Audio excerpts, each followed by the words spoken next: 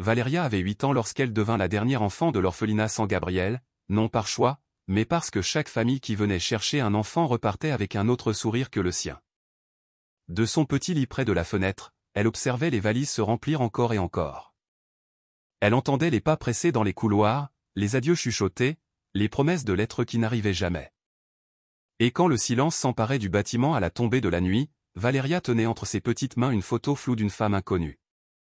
Elle ne savait pas qui c'était. Elle l'avait trouvée sous son oreiller le jour de ses 5 ans, comme si quelqu'un avait voulu lui offrir un morceau d'histoire qu'elle ne comprenait pas. Les yeux de cette femme en noir et blanc la regardaient avec une tendresse que Valeria reconnaissait, mais ne parvenait pas à déchiffrer. Les sœurs de l'orphelinat lui avaient dit qu'elle était apparue un matin d'hiver, enveloppée dans une couverture bleu ciel avec ses initiales brodées, VM, Valeria Mendoza. Mais aucun nom de famille n'était réellement le sien. Il l'avait inventé pour lui donner une identité sur les papiers. Chaque matin, à son réveil, sa première pensée était la même, aujourd'hui, ma maman va venir. Chaque après-midi, quand les ombres s'allongeaient sur le vieux plancher en bois, elle murmurait, demain sera le jour. Et chaque nuit, avant de fermer les yeux, elle touchait doucement le visage de la photo et demandait en silence, où es-tu? Ce que Valeria ignorait, c'est qu'à 40 kilomètres de là, dans un petit village entouré de montagnes, une femme aux cheveux grisonnants et aux mains tremblantes tenait la même photo, une copie parfaite. Elle aussi murmurait des noms au vent chaque matin. Blanca Esperanza Moral avait 70 ans, mais sa mémoire restait figée dans ce décembre 1963, quand elle avait dû abandonner sa fille nouveau-née, car la pauvreté lui avait volé jusqu'à l'espoir. Depuis, pas un seul jour ne s'était écoulé sans qu'elle ne cherche sur chaque jeune visage les traits de l'enfant qu'elle n'avait pas pu élever. Elle avait tenté de retourner à l'orphelinat 3 ans plus tard, quand elle avait obtenu un emploi stable dans une usine textile. Mais le bâtiment était vide. Les sœurs lui avaient dit que les archives avaient été perdues dans un incendie, qu'il n'y avait aucun moyen de retrouver les enfants qui avaient été relogés dans d'autres institutions. Blanca pleura pendant des mois, mais ne se rendit jamais. Chaque dimanche après la messe, elle visitait des orphelinats, des écoles, des centres communautaires.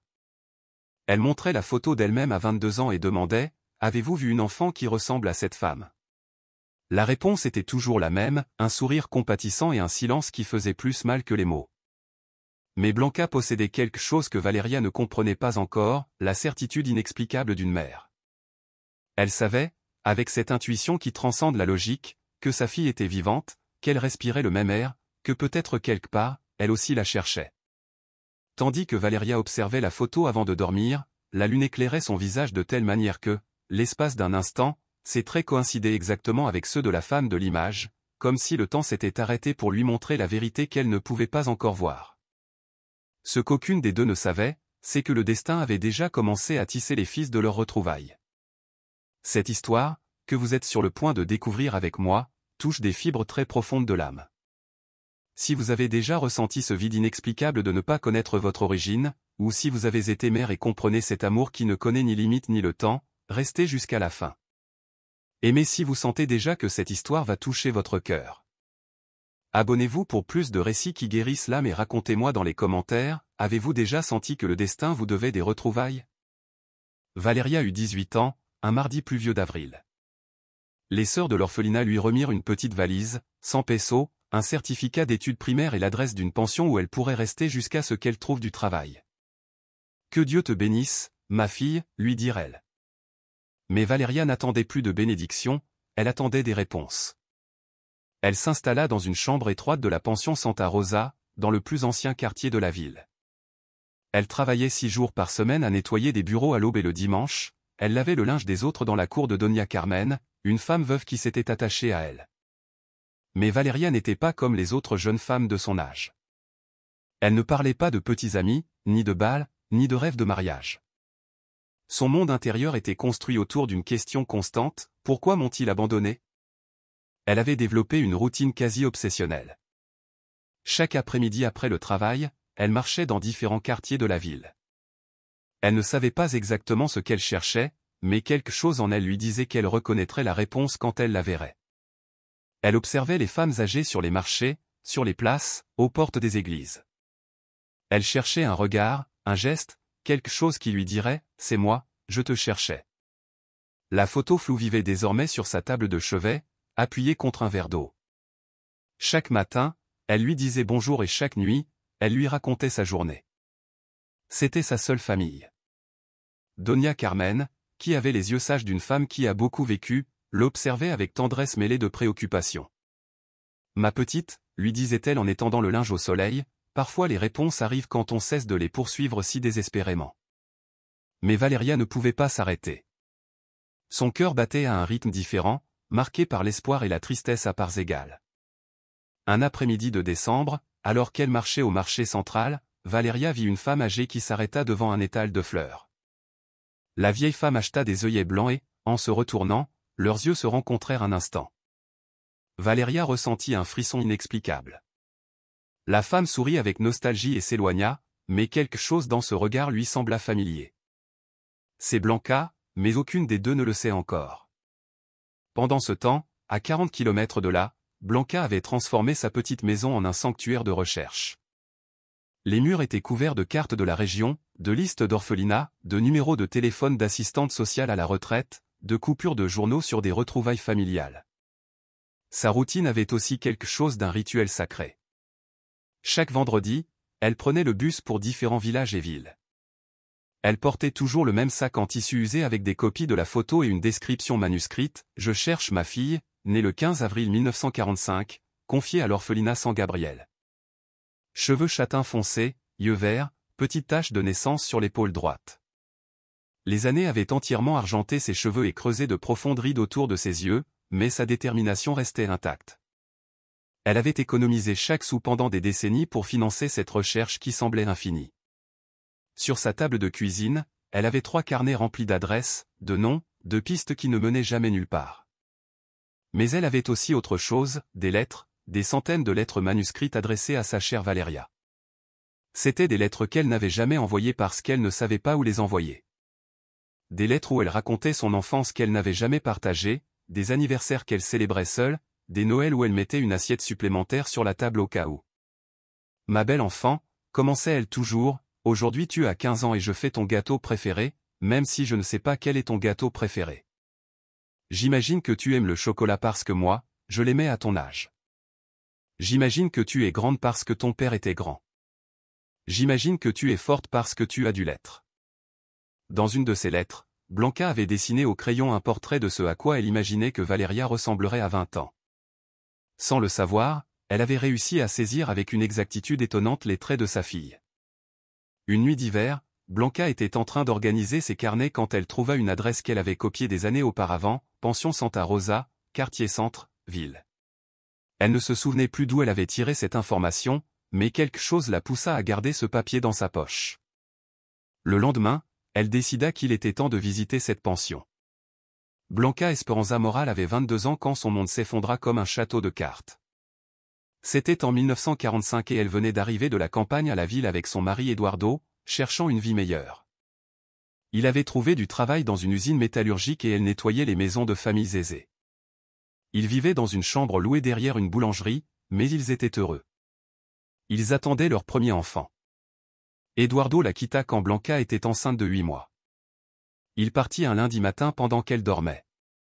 Il laissa une note sur la table de la cuisine, « Je ne suis pas prêt à être père, pardonne-moi. » À côté de la note, il avait laissé 30 pesos et son alliance.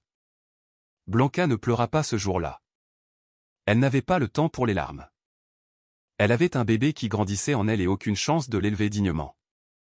Elle travailla jusqu'au dernier jour de sa grossesse, nettoyant des escaliers et lavant du linge avec le ventre si gros qu'elle pouvait à peine se pencher. Les dames pour lesquelles elle travaillait la regardaient avec un mélange de pitié et de désapprobation. « Une mère célibataire », murmurait-elle. « Quel malheur !» Valeria naquit un dimanche à l'aube à l'hôpital public. Blanca la tint dans ses bras pendant exactement 4h20, le temps suffisant pour mémoriser chaque détail, les yeux couleur vert émeraude, la minuscule tache de naissance sur l'épaule droite, la forme de ses petites mains parfaites. « Je t'aime », lui murmura-t-elle en lui donnant le sein pour la première et dernière fois. « Je t'aime plus que tu ne pourras jamais l'imaginer. Et un jour, quand tu seras grande, tu comprendras que tout ce que je fais, c'est pour que tu aies une vie meilleure que celle que je peux te donner. » L'assistante sociale de l'hôpital s'appelait Elena Rosario. Elle avait des yeux bienveillants, mais une voix ferme. « Blanca, vous n'avez pas de revenus stables, pas de famille pour vous soutenir. Vous vivez dans une chambre qui n'est pas la vôtre. Cet enfant a besoin d'une vraie chance. L'orphelinat San Gabriel est une bonne institution.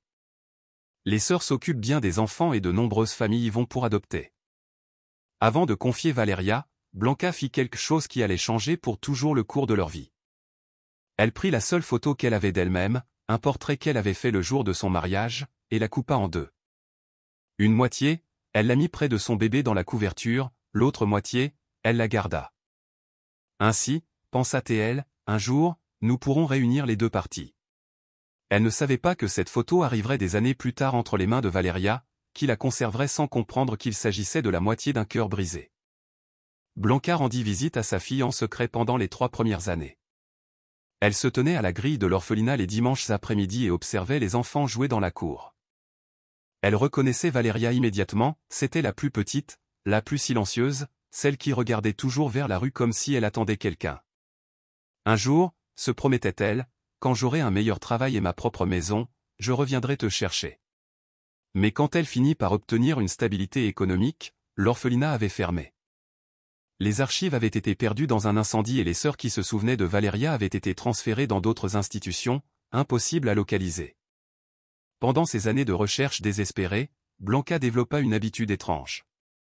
Chaque 15 avril, le jour de l'anniversaire de Valeria, elle préparait un gâteau au chocolat et l'apportait sur différentes places de la ville.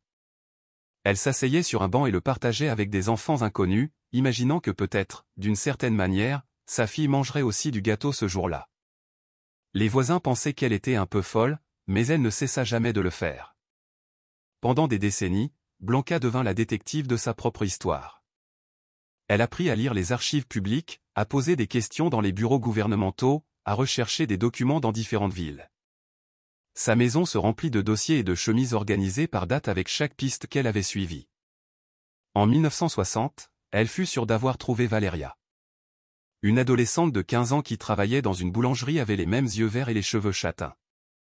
Blanca la suivit pendant des semaines, l'observant de loin jusqu'à ce qu'un jour, elle s'approche et lui demande directement « Excusez-moi, ne seriez-vous pas de la famille Morale ?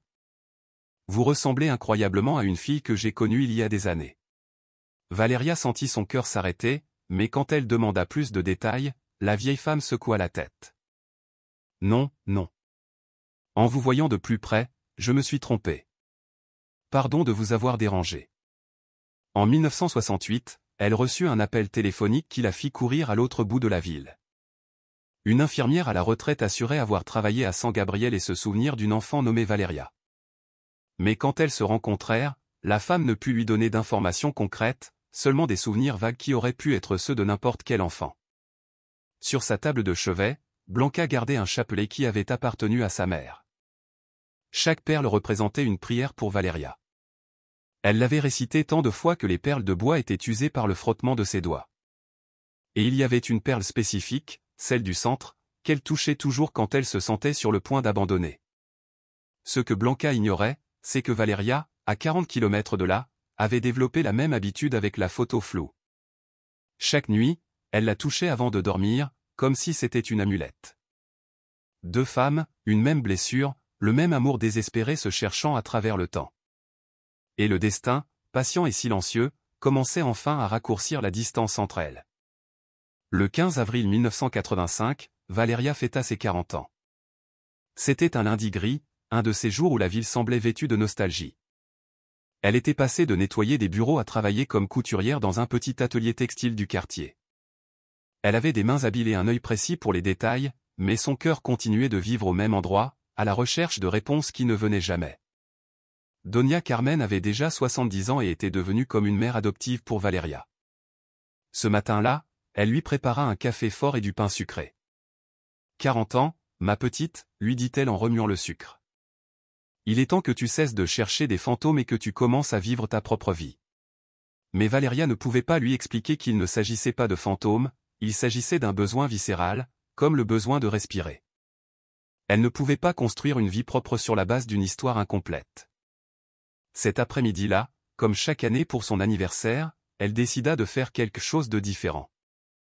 Au lieu de marcher dans les quartiers proches, elle prit le bus pour les environs de la ville, vers les petits villages, où peut-être, juste peut-être, elle pourrait trouver un nouvel indice. Le premier village s'appelait San Isidro. Il avait une place centrale entourée de maisons coloniales et une petite église avec un clocher en pierre. Valeria marcha dans ces rues tranquilles, observant les visages, cherchant cette connexion inexplicable qu'elle reconnaîtrait d'instinct. Elle ne trouva rien, mais quelque chose la poussa à rester tard assise sur un banc de la place, regardant passer les femmes âgées qui revenaient de la messe de 7 heures. Une vieille femme s'arrêta devant elle. Elle avait des cheveux blancs attachés en chignon bas et des yeux noisettes. Elle s'approcha lentement et lui dit « Excusez-moi, mademoiselle, ne seriez-vous pas de la famille Morale? Vous avez une ressemblance incroyable avec une fille que j'ai connue il y a des années. » Valeria sentit son cœur s'arrêter, mais quand elle demanda plus de détails, la vieille femme secoua la tête. « Non, non. En vous voyant de plus près, je me suis trompée.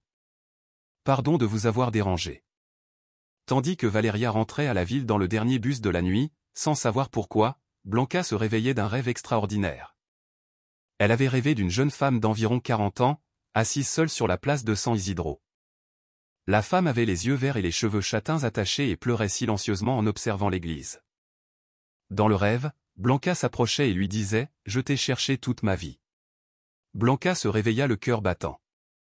Ce n'était pas la première fois qu'elle faisait des rêves sur sa fille, mais celui-ci avait été différent, plus net, plus réel.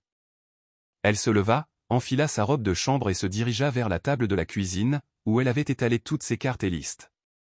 Du doigt, elle suivit les lignes de bus qui menaient à San Isidro. Demain, se dit-elle, demain je vais dans ce village. Mais le lendemain devint une semaine et la semaine un mois. Blanca était tombée malade avec une forte grippe qui l'avait clouée au lit pendant 3 semaines.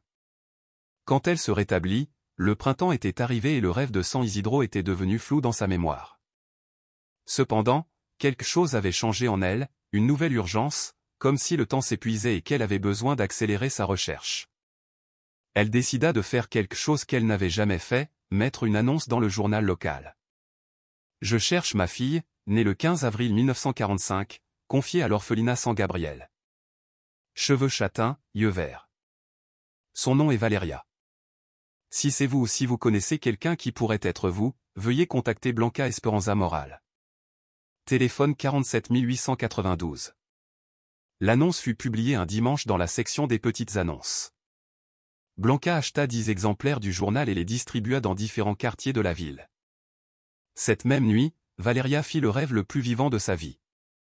Elle marchait sur un chemin de terre entouré de tournesols. Au bout du chemin, il y avait une maison blanche aux fenêtres bleues et à la porte se tenait une femme âgée aux cheveux argentés. La femme tenait dans ses mains l'autre moitié de sa photo. Quand les deux moitiés se rejoignirent, elles formèrent l'image complète d'une jeune femme souriant le jour de son mariage. Valeria se réveilla en pleurant. Pour la première fois de sa vie, elle avait vu le visage complet de la femme de la photo. Le lendemain, elle acheta le journal dominical pour le lire en déjeunant. Elle feuilleta les pages distraitement, nouvelles, sport, petites annonces, et puis elle le vit, « Je cherche ma fille, née le 15 avril 1945. » Ses mains commencèrent à trembler. La date de naissance était correcte. L'orphelinat était correct. Le nom, son nom, c'est Valeria. Le journal tomba par terre. Valeria resta assise sur la chaise de la cuisine, immobile, tandis que le monde autour d'elle se réorganisait complètement. Quelqu'un la cherchait, quelqu'un connaissait son nom, quelqu'un connaissait la date exacte de sa naissance, quelqu'un l'attendait depuis 40 ans. Valeria mit 3 jours à trouver le courage de passer cet appel téléphonique. 3 jours à marcher dans sa chambre comme un animal en cage, 3 jours à mémoriser le numéro qu'elle avait découpé du journal. 3 jours à imaginer toutes les conversations possibles, toutes les issues, toutes les façons dont son cœur pourrait se briser ou guérir pour toujours. Le jeudi après-midi, depuis le téléphone public du coin de la rue, elle composa le 47 892. Allô, une voix de femme âgée, douce mais ferme, répondit. Une voix qui semblait avoir beaucoup pleuré et avoir attendu plus encore. Madame Blanca Morale? Oui, c'est moi, qui est à l'appareil? Valeria ferma les yeux. Tout son monde tenait dans les mots suivants, je m'appelle Valeria. Je suis née le 15 avril 1945 et je crois que vous êtes ma mère.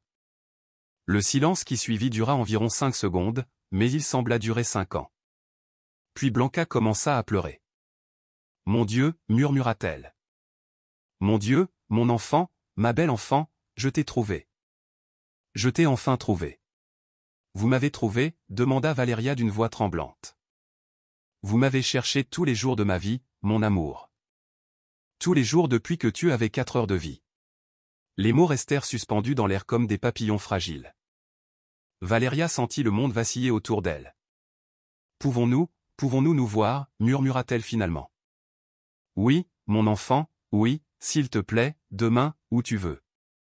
Elles convinrent de se rencontrer le lendemain sur la place centrale de la ville, devant la fontaine aux poissons rouges. Blanca porterait un œillet blanc dans sa main droite. Valéria porterait la photo floue. Comment te reconnaîtrai-je, demanda Blanca. Ne vous inquiétez pas, répondit Valéria avec une étrange certitude, les mères reconnaissent toujours leurs filles.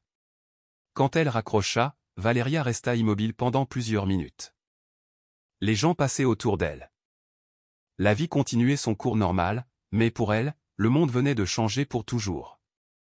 Cette nuit-là, aucune des deux ne dormit. Valéria resta éveillée à regarder le plafond de sa chambre, essayant d'imaginer ce que ce serait d'avoir une mère à 40 ans. Que dit-on après 4 décennies de silence? Comment étreint-on quelqu'un qui est de votre sang, mais aussi une inconnue? Comment pardonne-t-on une absence de toute une vie? Elle se leva plusieurs fois pour se regarder dans le miroir, cherchant des traits qui pourraient appartenir à une autre personne, ses yeux verts, la forme de ses mains, la courbe de son sourire. De qui avait-elle hérité chacune de ces choses? Blanca resta éveillée à sa table de cuisine. Elle relisait toutes les lettres qu'elle avait écrites au fil des ans. Des lettres d'anniversaire, de Noël, des premiers jours d'école qu'elles n'avaient jamais vécus ensemble. Des lettres qui commençaient toujours de la même manière, ma chère Valéria, et se terminaient par la même promesse, un jour, je te trouverai. Elle se demandait si Valéria voudrait les écouter, si elle serait prête à connaître tout l'amour qu'elle avait accumulé en silence. À 3 heures du matin, Blanca eut une révélation. Elle se leva et se dirigea vers sa vieille armoire. Du fond du dernier tiroir, elle sortit une petite boîte en fer blanc qu'elle n'avait pas ouverte depuis 20 ans. À l'intérieur se trouvait la couverture bleu ciel avec les initiales BM qu'elle avait tissées pour Valéria avant sa naissance. Il y avait aussi les premières chaussures qu'elle lui avait achetées, minuscules et blanches, qu'elle n'avait jamais pu utiliser. Et au fond, enveloppée dans du papier de soie jaunie, il y avait la petite robe rose qu'elle avait repassée des centaines de fois, imaginant le jour où sa fille rentrerait à la maison. Demain, se dit-elle en caressant chaque vêtement, demain je lui dirai que je n'ai jamais cessé de me préparer à son retour. Le vendredi se leva dégagé, avec cette sorte de lumière dorée qui fait que tout semble une promesse accomplie. Valéria arriva sur la place à 14h30, une demi-heure avant l'heure convenue. Elle s'assit sur un banc d'où elle pouvait voir toute la fontaine et attendit. Chaque femme âgée qui passait faisait s'accélérer son cœur. Une dame avec une canne qui nourrissait les pigeons, ce n'était pas elle. Une femme élégante qui traversait la place à la hâte, pas elle non plus. Une grand-mère qui poussait une poussette avec son petit-fils, non. Valéria commença à paniquer, et si elle ne venait pas? Et si tout n'était qu'un malentendu? Et si la femme au téléphone n'était pas vraiment sa mère? À 14h55, elle vit une femme âgée s'approcher lentement par le sentier principal de la place. Elle portait une simple robe bleu marine et tenait dans sa main droite un œillet blanc. Mais ce ne fut pas l'œillet qui fit savoir à Valéria, sans l'ombre d'un doute, que c'était sa mère. Blanca arriva exactement à 15 heures. Valéria la reconnut immédiatement, non pas par sa ressemblance physique, mais par la façon dont elle s'arrêta en la voyant, par la façon dont son visage s'illumina d'un mélange de joie et de douleur si profond qu'il semblait sacré, par la façon dont elle leva une main tremblante vers sa bouche et murmura quelque chose que Valéria ne put entendre, mais comprit parfaitement, « C'est mon enfant ». Elles s'approchèrent lentement, comme si elle craignait que le moment ne soit si fragile qu'il puisse se briser au moindre mouvement brusque. « Valéria, maman », le mot sortit de ses lèvres sans qu'elle puisse le retenir. 40 ans à attendre de dire ce mot et maintenant il coulait aussi naturellement que respirait. Blanca sortit de son sac la moitié d'une photo qu'elle avait conservée pendant 40 ans. De ses mains tremblantes, elle la montra à Valéria. « Je l'ai coupée en 2 le jour où je t'ai confié, » expliqua-t-elle d'une voix brisée, « j'ai pensé qu'un jour nous pourrions les réunir. » Valéria sortit sa photo floue, la même qu'elle avait trouvée parmi les documents de l'orphelinat des années auparavant, la même qu'elle avait regardée des centaines de fois en se demandant qui était cette jeune femme qui souriait. Quand elles les joignirent sur la table de pierre de la fontaine, elles formèrent l'image complète d'une jeune femme souriant le jour de son mariage, la mère de Valeria, 25 ans avant sa naissance. « C'était vous, » murmura Valeria, « ça a toujours été vous. » Elles s'étreignirent pour la première fois depuis que Valeria avait 4h20. Ce fut une étreinte qui contenait 4 décennies d'absence, d'anniversaires manqués, de nuits d'insomnie à se demander l'une pour l'autre. Une étreinte qui guérissait des blessures que ni l'une ni l'autre ne savaient avoir, une étreinte qui disait tout ce que les mots ne pouvaient exprimer. Les gens sur la place s'arrêtèrent pour observer. Certains sourirent sans savoir pourquoi, d'autres sentirent qu'il assistait à quelque chose de sacré. Un couple de personnes âgées qui se promenaient là-bas se tinrent la main, se souvenant de leur propre amour. Une jeune mère serra plus fort sa petite fille. L'amour a cette étrange magie, quand il est vrai, il illumine tout autour de lui. J'ai cherché tous les jours de ma vie, lui dit Blanca en lui caressant le visage de doigts tremblants. Tous les jours, mon amour. Même quand je ne savais pas comment te trouver, mon cœur te cherchait. Moi aussi, confessa Valeria. Je ne savais pas que je te cherchais, mais quelque chose en moi a toujours su qu'il manquait quelqu'un. Elles restèrent ainsi, enlacées près de la fontaine, tandis que le temps semblait s'arrêter juste pour elles. 2 femmes qui avaient vécu 40 ans d'absence et qui avaient maintenant toute la vie pour rattraper le temps perdu. Elles restèrent sur la place jusqu'à ce que le soleil commence à se cacher derrière les vieux bâtiments de la ville.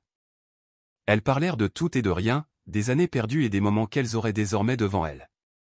Blanca lui raconta les nuits où elle restait éveillée à imaginer comment Valeria serait adulte, si elle aurait son même rire, si elle aimerait les fleurs comme elle. Valeria lui parla de son enfance à l'orphelinat, mais aussi des belles choses, les nonnes qu'il avait soignées avec affection, son premier emploi de secrétaire, les livres qu'elle lisait le soir en rêvant de mondes impossibles. « J'ai toujours su que je devais te chercher, » dit Blanca en caressant les mains de sa fille. Mais chaque fois que je trouvais le courage, quelque chose m'arrêtait. Et si tu avais déjà une vie parfaite? Et si mon apparition la gâchait? Et si tu ne me pardonnais pas? Pardonner quoi? Demanda Valeria doucement. Alors Blanca lui raconta toute l'histoire. Elle lui parla de l'homme qu'il avait abandonné quand il avait su qu'elle était enceinte, de la famille qu'il avait chassée de chez elle par honte, des mois passés à vivre dans des chambres louées, à laver du linge pour pouvoir manger, des nuits à pleurer de faim et de peur. Le jour de ta naissance, murmura Blanca, je t'ai tenu dans mes bras pendant 4 heures. Je t'ai raconté toutes les histoires que je connaissais. Je t'ai chanté la berceuse que ma mère me chantait. Et je t'ai promis qu'un jour, quand je serais assez forte pour prendre soin de toi, je viendrai te chercher. Blanca sortit de son sac une enveloppe jaunie, usée par les années. Pendant 40 ans, tous les mois, j'ai mis de l'argent de côté pour toi. De l'argent que je n'ai jamais pu te donner, mais que j'ai gardé comme si tu allais apparaître à tout moment. Tout est là, chaque sou que j'aurais dépensé pour tes anniversaires, pour tes fournitures scolaires, pour tes premiers talons. Valeria ouvrit l'enveloppe de main tremblante. À l'intérieur, il y avait de vieux billets, quelques-uns nouveaux, des pièces et de petites notes manuscrites, pour le premier jour d'école de Valeria, pour sa robe de remise de diplôme, pour quand elle se mariera, si elle veut se marier, pour ses propres enfants si elle en a. Maman, fut la seule chose qu'elle put dire avant que les larmes ne l'empêchent de continuer. J'ai travaillé comme femme de ménage, comme couturière, comme tout ce qui était nécessaire, continua Blanca. Et chaque travail que j'obtenais, chaque sou que je gagnais, je pensais, c'est pour quand je trouverai ma Valeria. Je n'ai jamais cessé d'être ta mère, mon amour, pas un seul jour. Valeria comprit alors que son sentiment de vide ne venait pas d'avoir été abandonnée, mais d'avoir toujours été aimée à distance, qu'il y avait une femme qui, pendant 4 décennies, avait pensé à elle chaque nuit avant de dormir. « Pourquoi avez-vous mis l'annonce dans le journal juste maintenant » demanda Valeria. Blanca sourit avec tristesse, parce que le médecin m'a dit que mon cœur est fatigué et je ne pouvais pas quitter ce monde sans essayer une dernière fois, sans te dire que tu as été la plus belle chose qui me soit arrivée dans la vie, même si je n'ai pu te garder que 4 heures. Elles restèrent en silence, écoutant le bruit de l'eau de la fontaine et les oiseaux qui rentraient à leur nid. J'ai une petite maison, dit Blanca finalement, avec une chambre que j'ai toujours gardée prête pour toi.